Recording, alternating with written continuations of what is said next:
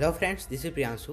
और इमेजिन कीजिए कि आप सोए हुए हो और अचानक से आप भूकंप महसूस करते हो, यानी कि अर्थक्वेक महसूस करते हो और आपका नींद तुरंत टूट जाता है और आप भागे भागे जाते हो खिड़की की तरफ और खिड़की से देखते हो तो लोगों में भगदड़ मची हुई होती है और बिल्डिंग्स धीरे धीरे गिर रही होती हैं और मौसम में भी आपको बहुत गहरा बदलाव दिखता है। लेकिन मैं आपको बता दूं कि इस वीडियो में जिस टॉपिक पर हम डिस्कस करने वाले हैं उसमें अर्थक्वेक से भी कहीं ज़्यादा खतरनाक घटनाएं होने वाली हैं।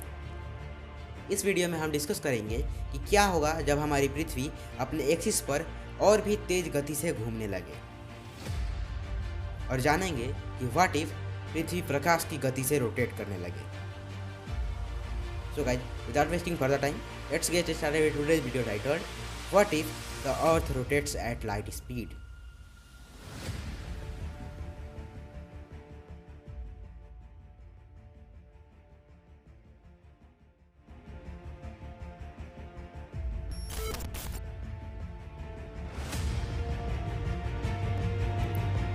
सो गाइस, जब हम एक बॉल को अपने उंगलियों पर नचाते हैं तो हमें बहुत आनंद आता है और हम धीरे धीरे और उसे तेज नचाते जाते हैं। ये चीज़ सब कोई बैलेंस नहीं कर पाता है, लेकिन जो करता है उसे तो बहुत मज़ा आता है। हम जब धीरे धीरे उसे और भी तेज घुमाने लगते हैं तो एक समय आता है जब वो बैलेंस बिगड़ जाता है और हमारे उंगलियों से गिर जाता है। ये तो बात हुई हम इंसानों की, लेकिन इमेजिन कीजिए कि गॉड या नेचर, आप सुप्रीम पावर को जिस भी तरह से जानते हो, उनका भी पृथ्वी को एक फुटबॉल की तरह तेज घुमाने का मन किया तो क्या होगा? डरने की कोई ज़रूरत नहीं है। ऐसा कब, क्यों और कैसे होगा हमें नहीं पता है, लेकिन हमारे मन में जब ऐसा सवाल उठ ही चुका है तो हम इसके रिजल्ट भी जान ही लेते हैं कि क्या होगा जब हमारी पृथ्वी अपने अक्ष पर घूमने की गति को बढ़ा ले। आखिर में हम ये भी जानेंगे कि क्या होगा जब हमारी पृथ्वी अभी तक के जाने गए सबसे ज़्यादा स्पीड से घूमेगी, यानी कि लाइट स्पीड से घूमेगी। पहले फंडामेंटल्स क्लियर कर लेते हैं। हमारा solar system planets, asteroids, dwarf planets, comets और हमारे सौरमंडल का अकेला तारा यानी कि सूरज से बना हुआ है। सभी ग्रह हमारे सौरमंडल के सेंटर में स्थित सन की परिक्रमा करते हैं और परिक्रमा करते करते सभी प्लैनेट्स अपने एक्सिस पर भी घूमते रहते हैं। एक प्लैनेट जब अपने स्टार का चक्कर लगाता है तो उस एक चक्कर को हम रिवॉल्यूशन कहते हैं, जिसके वजह से उस प्लैनेट पर एक साल निर्धारित होता है। और वो प्लैनेट जब एक रिवॉल्यूशन करता है उसके साथ साथ वो अपने अक्ष पर भी घूमता रहता है।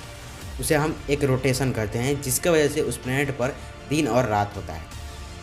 पृथ्वी के केस में हमारी पृथ्वी सौरमंडल की तीसरी ग्रह है और ये सूरज का एक चक्कर लगभग 365 डेज में लगाती है। एग्जैक्टली बोले तो 365 डेज, 5 आवर्स, 59 मिनट्स और 16 सेकेंड्स। पृथ्वी अपने अक्ष यानी कि एक्सिस पर 24 आवर्स में एक घूर्णन करती है, एक रोटेशन करती है। और इसे भी अगर हम एग्जैक्टली जानें तो वो होगा 23 आवर्स, 56 मिनट्स और 4 सेकेंड्स। अब बात करते हैं स्पीड की। हमारी पृथ्वी अपने एक्सिस पर 460 मीटर्स पर सेकेंड की स्पीड से घूमती है। यहाँ समझने वाली बात यह है कि हमारी पृथ्वी पर हर जगह यही स्पीड नहीं होता है, बल्कि इक्वेटर के एरिया में 460 मीटर्स पर सेकेंड स्पीड होता है। और जैसे जैसे आप पोल्स की तरफ बढ़ते जाओगे वहाँ पर आपको पृथ्वी का रोटेशनल स्पीड कम होता दिखेगा और आखिर में दोनों साउथ और नॉर्थ पोल पर जाकर रोटेशनल स्पीड 0 हो जाता है। अब बात करेंगे कि क्या होगा अगर हमारी पृथ्वी का रोटेशनल स्पीड 460 मीटर्स पर सेकेंड से ज़्यादा तेज हो जाए। जब हमारी पृथ्वी का रोटेशनल स्पीड बढ़ने लगेगा और हम आज की स्पीड में 0.45 मीटर्स पर सेकेंड स्पीड और ऐड कर देंगे, यानी कि जब हमारी पृथ्वी का रोटेशनल स्पीड 460.45 मीटर्स पर सेकेंड हो जाएगा, तब हमारी पृथ्वी पर ये असर पड़ेगा कि हमारी पृथ्वी का एक दिन 90 सेकेंड से घट जाएगा। ये छोटा सा चेंज इतना छोटा होगा कि आप इसे डेली लाइफ में फील नहीं कर पाओगे, लेकिन इसका प्रभाव वेदर पर ज़रूर पड़ेगा और पड़ेगा ही पड़ेगा, ये तो कन्फर्म। पृथ्वी पर सी लेवल 1.5 सेंटीमीटर टू 2 सेंटीमीटर बढ़ जाएगा और इक्वेटर के एरिया में का वाटर पोल्स की तरफ शिफ्ट होने लगेगा, लेकिन इससे हमारी पृथ्वी पर कोई लॉन्ग टर्म इम्पैक्ट नहीं देखने को मिलेगा। अब बात करते हैं क्या होगा जब हमारी पृथ्वी का स्पीड 505 मीटर्स पर सेकेंड हो जाएगा। जब हमारी पृथ्वी का स्पीड 505 मीटर पर सेकेंड हो जाएगा तो हमें पृथ्वी पर एक बड़ा अंतर देखने को मिलेगा। पृथ्वी की इतनी तेज़ रोटेशनल स्पीड हमारी पृथ्वी पर एक दिन को 2 घंटे कम कर देगी। इससे होगा ये कि हमारी पृथ्वी का जो दिन आज 24 घंटे का होता है वो केवल 22 घंटे का ही हो पाएगा।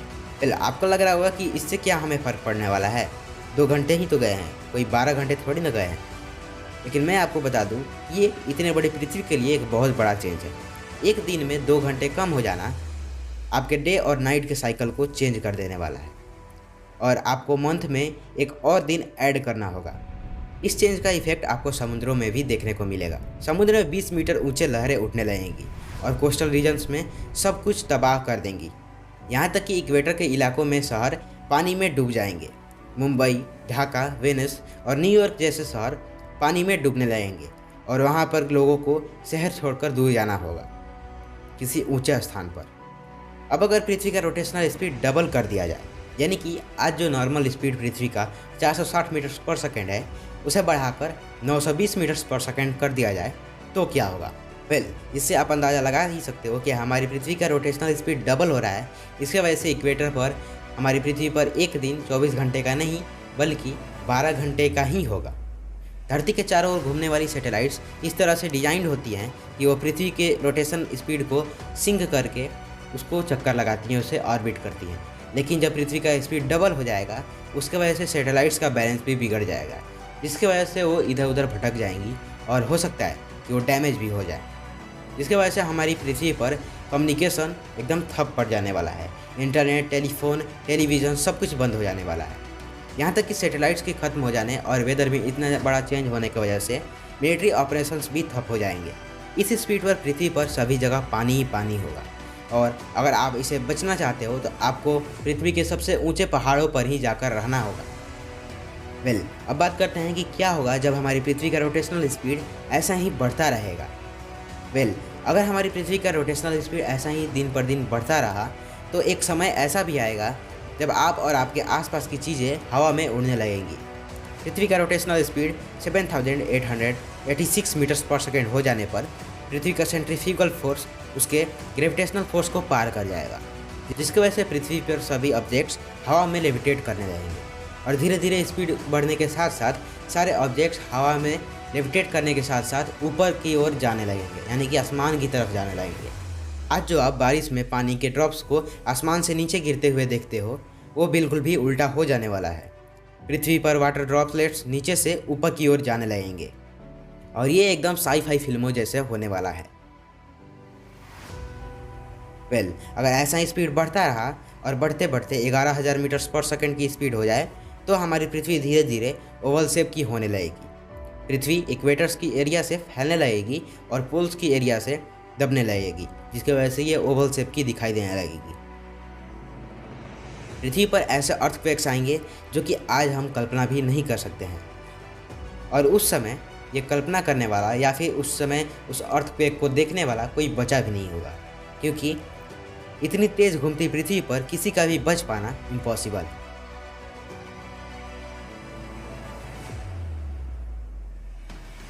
अब बात करते हैं सबसे खतरनाक स्पीड की। Yes, the light speed. क्या होगा जब हमारी पृथ्वी का रोटेशनल स्पीड लाइट के स्पीड जितना हो जाएगा? जब पृथ्वी की रोटेशनल स्पीड ऑफ लाइट जितनी हो जाएगी, यानी कि 29,97,92,458 मीटर्स पर सेकेंड हो जाएगी, तो पृथ्वी का शेप डिस्क जैसा होने लगेगा और उस समय हमारी पृथ्वी फ्लैट अर्थ जैसी दिखेगी। और तब जाकर वो लोग खुश होंगे जो कि आज भी ये प्रूफ करने पर लगे हुए हैं कि हमारी पृथ्वी गोल नहीं बल्कि फ्लैट है।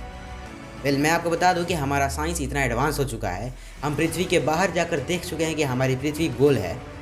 फिर भी हमारी पृथ्वी पर ऐसे भी लोग हैं जिन्हें कि फ्लैट अर्थर्स सोसाइटी कहा जाता है, जिसमें कि ऐसे लोग हैं जो कि आज भी बिलीव करते हैं कि पृथ्वी गोल नहीं बल्कि फ्लैट है और वो आज भी करोड़ों अरबों रुपए लगाकर रिसर्च करते हैं और ये बस प्रूफ करने में लगे रहते हैं कि हमारी पृथ्वी गोल नहीं बल्कि फ्लैट है।